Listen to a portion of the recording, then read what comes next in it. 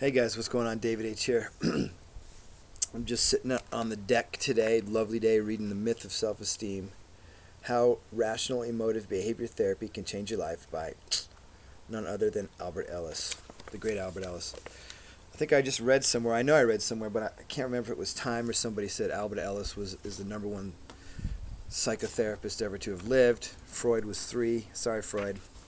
Psychoanalysis isn't always so effective, apparently. That's what Albert Ellis says, too, a lot.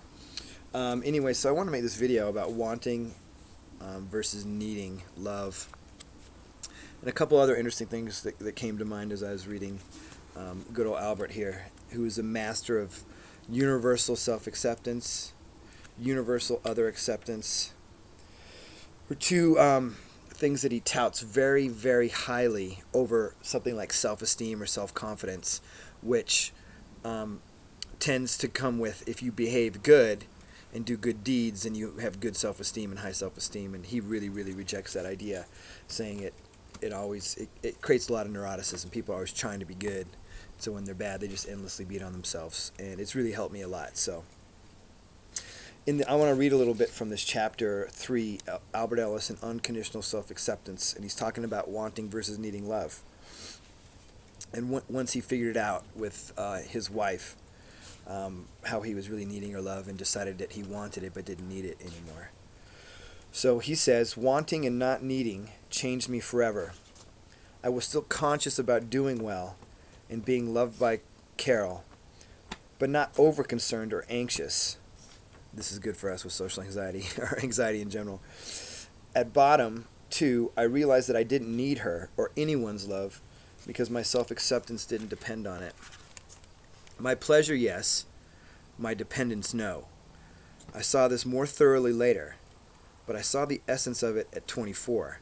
I didn't need anything except a few things: food, water, shelter for survival. Love, success, sex, all added to my life. They didn't make it. And then he goes on and talks about a little bit of approval stuff with REBT, Rational Emotive Behavior Therapy, and how he really got into it. And so it's just interesting that he came to realize that at 24, and it sounds like he was still struggling a little bit with it, and then later on really, really realized it as he studied more. The concept of came up with universal self-acceptance. So one thing I wanted to mention is I once heard from a guy, his name was Johnny Saporno actually, and he's kind of an open relationship guy. And he said something that really, really stuck with me about people in relationships. A lot of times people are saying, well, this is my husband or my wife, and I guess that's true because you've entered a contract of sorts. Or this is my girlfriend, my boyfriend, or he's mine, or she's mine. But you don't actually ever own them. And that trying to own somebody creates a lot of pain and suffering because you're like, well, do they love me enough so that they're mine? Do I love them enough so they're mine? And vice versa. But this guy, Johnny Saporno, said something really, really wise, and that is, no one belongs to you, but you can belong to them. And at any time, you're able to leave. So it's I belong to you if I'm in a relationship with you, and you belong to me. You're giving of yourself to me, and I'm giving of myself to you. But I don't have any ownership of that.